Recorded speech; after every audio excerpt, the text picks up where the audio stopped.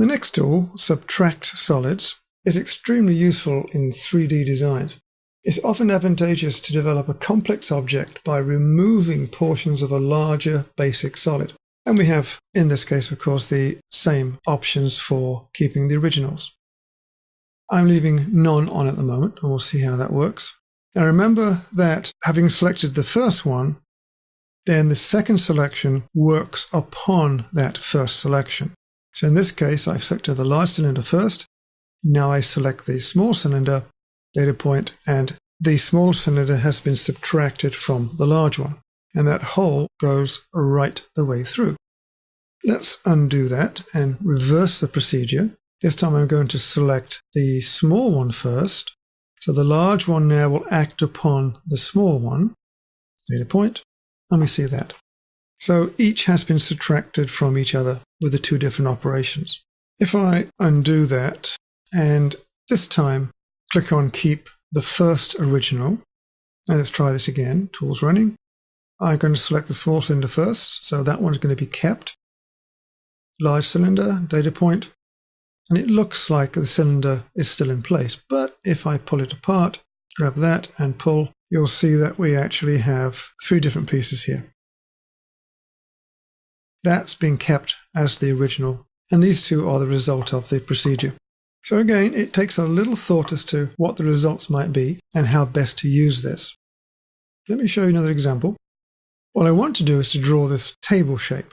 And that will be not too difficult to do with, say, a flat slab and 4 vertical slabs, join them together.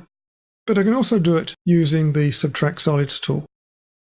So here I have already set up 2 profiles. The first one, the yellow one, is exactly the same shape as the front of this table. So dimensions are important here. So when you draw this, use suitable basic units for this and make life easier. Make all of the widths and thicknesses the same. So right now I'm going to extrude this profile. Take that back a distance. In my case, the distance is 17 units, so I drop right there. So that's my first solid. And the second profile here is sized so that when I extrude it,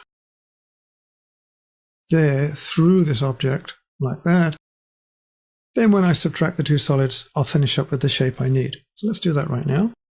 Let's do the subtraction.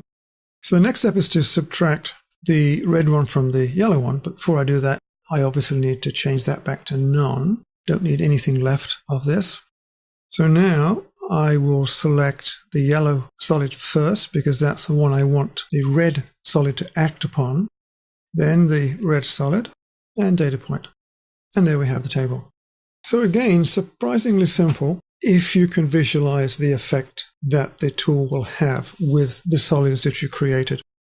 These red lines here are simply construction lines to help me precisely locate that red profile. Now again, try that for yourself. Be very careful with the dimensions and you'll find it'll work quite nicely. Try some other subtractions on the solids that you already have and see what effects you find there.